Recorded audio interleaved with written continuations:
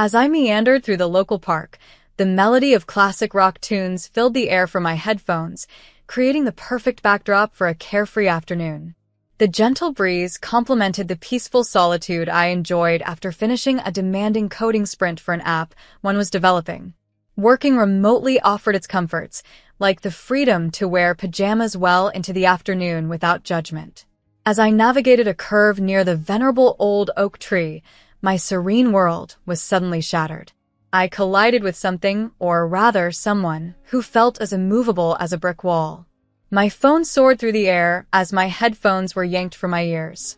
I managed a surprised gasp, mirroring the stranger's reaction. "Oh no, I'm so sorry," I exclaimed, scrambling to my feet and hastily dusting off my jeans. The brick wall turned out to be a young man about my age, with tousled brown hair and a reassuringly sheepish smile. He had already retrieved my phone and was checking it for damage. "No worries, but maybe keep an eye out next time you're jamming out," he joked, handing me my undamaged phone. "Thanks, and you're right, I was totally lost in the music." "I'm Cheryl," I introduced myself, still slightly embarrassed but grateful for his easygoing demeanor. "I'm Brian," he replied, his interest piqued as he glanced at my phone. "Seems like you have great taste in music." We both shared a laugh, and I noticed he was holding a frisbee. "Do you play?" I asked, pointing at it. "Yeah, I was about to start a game, but my friends bailed." "Do you want to play?" "Not really, but I'm up for trying something new," I said with a shrug. I had no other plans, and he seemed like good company. "Cool, I'll show you how to play then," Brian said with an infectious smile, sparking my curiosity about him even more. We spent the next hour tossing the frisbee and chatting about everything from our favorite bands to our jobs. It turned out Brian was an engineer at a local tech startup, which gave us plenty to talk about since we were both in the tech industry. The conversation flowed effortlessly, much like talking to an old friend. As the sun began to set, Brian checked his watch. "Are you hungry?" I was planning to grab a bite at the cafe across the street. "Want to join me?" I realized I was quite hungry. "Sure, let's go. But just so you know, if they have chili fries, I'm not sharing," I warned him playfully. "Ha, challenge accepted. Let's see if their chili fries live up to the hype," he chuckled as we walked toward the cafe. By the time we parted ways, it was clear this wasn't just a one-time encounter. Brian asked for my number and I gladly gave it to him, feeling that exhilarating buzz that comes when you sense the start of something special. After several months of dating, things with Brian were going wonderfully. However, like every romantic tale bathed in perpetual sunlight, there was bound to be a shadow. In our story, that shadow was Mary, Brian's mother. "So, you're finally going to meet my mom," Brian mentioned one Saturday morning over breakfast, his expression a mix of amusement and caution. "Just a heads up, she's pretty intense," he warned. "Oh? Like secret government conspiracy intense or believes in aliens intense?" I joked, trying to keep the mood light. "More like she reads your horoscope and judges your life choices intensely," he replied with a shake of his head, preparing me for an interesting encounter. Later that day, Brian and I made our way to his mother Mary's place, which looked like it had jumped right out of a glossy TV show, with its impeccable landscaping and an air of eerie perfection. Brian knocked, and almost immediately, the door swung open to reveal Mary. She stood there in a vibrant floral dress that seemed to declare her dominance over the household. "Brian, and you must be Cheryl," Mary said, sizing me up as if I were an exhibit in her personal museum. Come in, come in." Stepping inside, I felt like I had been transported back to the 1960s. The living room was a shrine to that era's decor, complete with a massive bookshelf brimming with astrology books and, believe it or not, a crystal ball perched on the coffee table. Without wasting a moment, Mary turned to me, her curiosity barely contained. "So, Cheryl, when's your birthday?" she inquired the moment we settled onto her vintage floral couch. "April 19th, I replied, slightly thrown off by her abrupt dive into astrology. "Aries, huh? She murmured, brow furrowed as she consulted one of her many books. "And Brian here is a Pisces. Not the best match, astrologically speaking, you do know that, right?" Brian rolled his eyes at me, an apologetic look on his face. Mom, come on, not everyone believes in that stuff. But they should, especially when it comes to important life decisions, Mary countered sharply, giving me a piercing look. You see, Cheryl, Aries are headstrong and impulsive, and Pisces are dreamers, sensitive. It can lead to conflicts, you know. I wasn't sure how to react to being analyzed like a character in her astrological play just minutes after meeting her. Well, we've been getting along just fine so far, I said, trying to keep the peace but also standing my ground. Mary hummed disapprovingly, her fingers drumming on her astrology book. We'll see about that. Life's not just about the good times, dear. The rest of the visit was just as awkward. Mary kept talking about ensuring compatibility and the dangers of retrogrades. It was almost surreal hearing all that came out of her. Brian was extremely apologetic as we drove home. Sorry about that. She can be a bit much, he confessed, clearly embarrassed. A bit much, Brian? She basically suggested we're doomed because I'm an Aries, I half-joked, trying to lighten the mood, though I was a bit stung by the whole ordeal. Driving back, I pondered over everything. Mary was definitely formidable, but I was not about to let her or her astrological chart steer my relationship. I liked Brian, and no cosmic misalignment was going to deter me. Fast forward a year, and despite all the astrological hurdles Mary tried to place in our path, Brian proposed.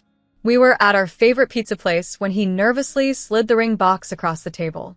Cheryl, will you marry me? He blurted out, almost spilling his drink. I was so surprised that I nearly choked on my pizza slice. Hell yes, I exclaimed after regaining my composure. The restaurant erupted in applause, and there I was, crying, overwhelmed by the moment. Planning the wedding, however, was far from simple. Between drafting a guest list and selecting a venue, Mary's incessant commentary was the last thing we needed. You know, Cheryl, Mars is in retrograde around your wedding date. That's not a good sign, she cautioned one afternoon as we reviewed floral arrangements at my place. I rolled my eyes so hard they nearly got stuck. Mary's penchant for cosmic caution was becoming a real test of patience. Ignoring astrological signs, Brian and I set our wedding date based on the availability of our favorite venue, a place that held special meaning for us. When the big day arrived, it was perfect. Sunny skies and mild temperatures set the scene, and all our friends and family were there, enjoying themselves. Even Mary managed to crack a smile, though it seemed a bit strained. After the ceremony, during the reception, Mary pulled me aside. Her face was serious, echoing our previous conversations. Cheryl, I still think you should reconsider this union. You might be happy now, but what about when the stars shift, she warned. I had reached my limit. Mary, I'm married to your son now, and I'm not reconsidering anything. We're happy, and that's what matters. Her lips pursed slightly, and she scanned the room as if expecting celestial signs to intervene. You're ignoring the signs, Cheryl, but remember, I warned you. Duly noted, Mary. Now, if you'll excuse me, I'm going to dance with my husband at our wedding, which, by the way, is going wonderfully despite the bad signs, I replied, turning away to join Brian, who gave me a supportive thumbs up from across the room. We spent the rest of the evening dancing, laughing, and savoring every moment. Life as a newlywed felt like a sweet dream, but as with all dreams, reality has a way of asserting itself. Mary's relentless comments were that reality for me. Every visit seemed to carry the weight of her disapproval. One Sunday afternoon at her house, I hoped for a peaceful gathering, but Mary had other plans. So, Cheryl, she started as she served tea. Still no good news on the baby front? You know, I read that some people are just cursed with bad energy. I nearly choked on my tea. Mary, really? That's not how it works. We've seen the doctor. Everything's fine. These things take time. Or maybe it's just not meant to be, she shrugged, sipping her tea as if she hadn't just suggested something so outrageous. Fuming but feeling Brian's hand squeeze mine under the table, a silent plea to stay calm, I changed the subject. Actually, we've been house hunting. Found a great place, and we're thinking of putting down an offer. Mary's interest was piqued. A house, huh? And how are you affording that? Brian's doing well, but houses aren't cheap. Proud of our independence and financial stability, I responded, Actually, I've been doing well with app development. We're putting in equal amounts. She set down her cup a bit too hard. Well, isn't that convenient? Living off my son, and now spending his money on a house, she scoffed. We left soon after, her words stinging. No matter how hard I worked or what I achieved, it seemed I could never change her view of me. The process of buying a house was a refreshing change compared to dealing with Mary. We found a beautiful place that was perfect for us and moved in a few months later. I hoped that owning our new home would prove to Mary that I wasn't the gold digger she painted me to be, but it only seemed to fuel her suspicions further. At our housewarming, which Mary attended more out of obligation than anything, she pulled me aside while Brian was busy with other guests. Must be nice, living large on someone else's dime, she remarked snidely. We both understand the situation, don't we? Just ensure he remains unaware of your clandestine adventures, she whispered, eyes darting around to confirm our privacy. I stared back, a mix of shock and indignation coloring my response. What are you suggesting? I have never been unfaithful to Brian, and I never will. How could you accuse me of such a thing? She simply smirked and walked away, leaving me to simmer in anger. Later, whispers reached me through friends that Mary was tarnishing my reputation, labeling me as unfaithful and a parasite on Brian. That was my breaking point. When Brian and I were finally alone, I aired my grievances. Your mother is spreading terrible rumors about me, Brian. I'm at my wit's end. Brian's anger matched mine. She did what? That's it. I'm going to talk to her. This needs to stop. He confronted Mary, warning her to cease her accusations or she'd no longer be welcome in our home. Mary reacted poorly to his ultimatum, accusing me over the phone the next day. You're trying to alienate me from my son, you witch. I know your game, bringing men over when Brian's not here. I'm not blind. Her words were intended to wound, but they no longer held sway over me. Believe what you wish, Mary, but if you continue this slander, you'll regret it. This is my home, and I refuse to be intimidated here. After we curtailed her visits, peace returned temporarily, but it felt like the calm before another storm. The unease began anew one day at the supermarket. As I loaded groceries into my car, a prickly sensation crept up my spine, the unsettling feeling of being watched. I scanned my surroundings and spotted a man at the edge of the parking lot, his gaze fixed on me. Although it felt odd, I dismissed it as paranoia. However, the feeling persisted. Days later, at a cafe near our home, the same man was there again, feigning interest in a newspaper but clearly observing me. My pulse quickened. Was I being followed? When I spotted him a third time, standing across the street from our house, panic set in. This was no coincidence. He was tracking me. That evening, I confided in Brian. There's this man I keep seeing around, and it feels like he's following me.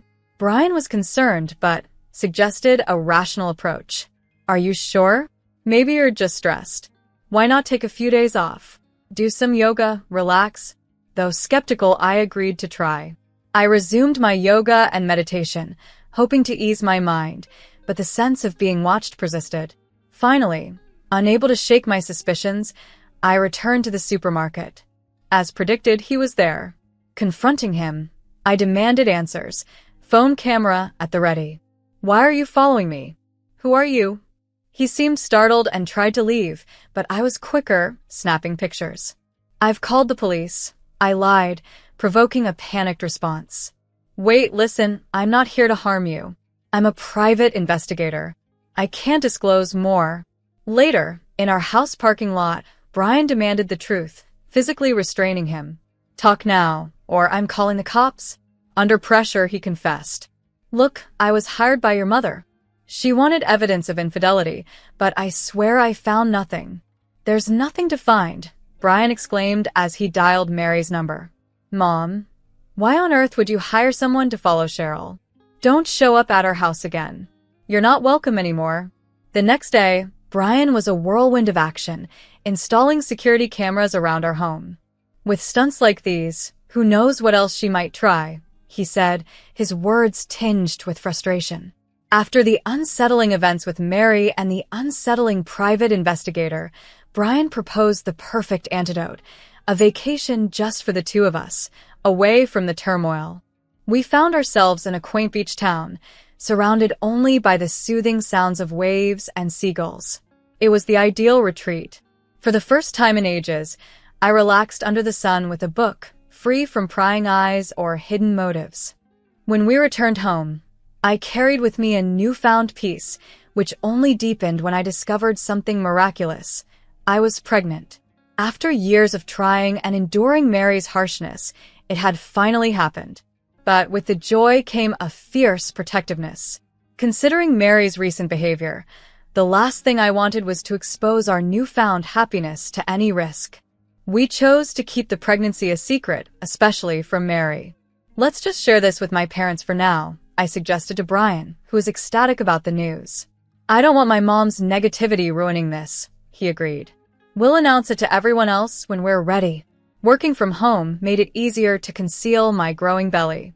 I switched to looser shirts and flowy dresses whenever I went out, though there wasn't much to hide yet. I was past my first trimester, but surprisingly, there wasn't much of a bump.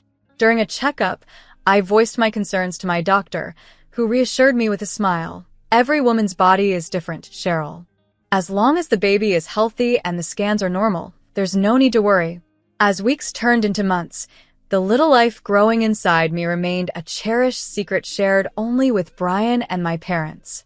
We spent evenings in the future nursery, discussing and dreaming. "I think we should paint it yellow," Brian suggested one evening, imagining the room bathed in a cheerful, sunny hue. "Yellow's nice, bright and happy," I agreed, envisioning our baby in their crib against a vibrant backdrop. This little bubble of joy was ours to cherish, and for the time being, that was all that mattered. Although Mary's shadow loomed at the edge of our joy, inside our home, within our growing family, we felt secure. 7 months in, with my pregnancy now clearly visible, Brian and I decided it was time to celebrate openly with all our family and friends, even Mary. Perhaps, we thought, if she saw the beauty and reality of our situation, she might abandon her grudge. We planned a big celebration at our home, decorating the backyard with lights and flowers. I felt like royalty, gliding among our guests, Brian at my side. The air buzzed with excitement and congratulations from nearly everyone, except Mary, who arrived late with a stormy expression. I steeled myself for whatever she might say or do next. I had been hopeful that Mary would maintain her composure for the special day, but my optimism was short-lived. As I mingled with guests, Mary's voice carried over the crowd. She was audibly accusing me of a circle of relatives. "This is all an act," she declared loudly. "She's not pregnant. It's just a scheme to trap Brian and drain his finances." Her biting words were painful to hear, but I was determined not to let her spoil the celebration. I approached her, smoothing my dress and attempting to speak calmly. "Mary, could we talk for a moment?" I asked. She sized me up with a skeptical look. "What's there to discuss? You think you can deceive everyone, but you can't fool me." Taking a deep breath to stay composed, I replied, "I am genuinely pregnant, Mary. It's mine and Brian's baby. Can we put our differences aside, just for today, for the baby's sake?" Her response was a scornful laugh. "You're incredible. Do you really expect me to believe this farce?" Trying to avoid a scene, I persisted. "Mary, please. This is a time for celebration. Let's enjoy it." She snorted dismissively and walked away, heading upstairs. I hesitated, then followed, worried she might continue her slanderous talk. Upstairs, I found her visibly angry. "Mary, why can't you be happy for us? In a month, you'll see. There's going to be a real baby," I tried to assure her. She spun around, her eyes icy. "There is no baby. You've always been a fraud, Cheryl." Her words hurt, and I felt tears well up. "I don't understand why you're doing this, but it has to stop," I said, turning to leave. As I began descending the stairs, a sudden push caught me off guard. I lost my footing and fell, the room spinning as I plummeted down. When I regained consciousness, I was under the bright lights of a hospital room, surrounded by the beeping of monitors. The pain was overwhelming. Brian was by my side, his face filled with worry. "Cheryl, thank God you're awake. How do you feel?" he asked urgently. "Where's the baby?" I gasped, panic seizing me. Brian's expression grew even more concerned as he held my hand tightly. "They had to induce labor after your fall. He's on life support but fighting hard," he explained softly. Tears streamed down my face as I struggled to speak. "Is he going to be okay?" "They're doing all they can," Brian reassured me, wiping away my tears. The memory of the fall haunted me. Being shoved, the terror of the tumble, and Mary's face just before I turned to descend the stairs.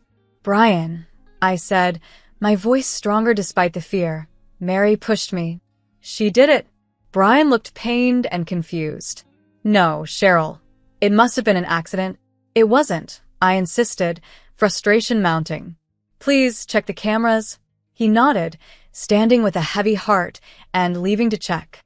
After a tense wait, he returned, his face ashen. "I saw it," he said quietly. "You were right. The video confirmed everything. My mom pushed you," Brian said, his voice strained as he dialed the police.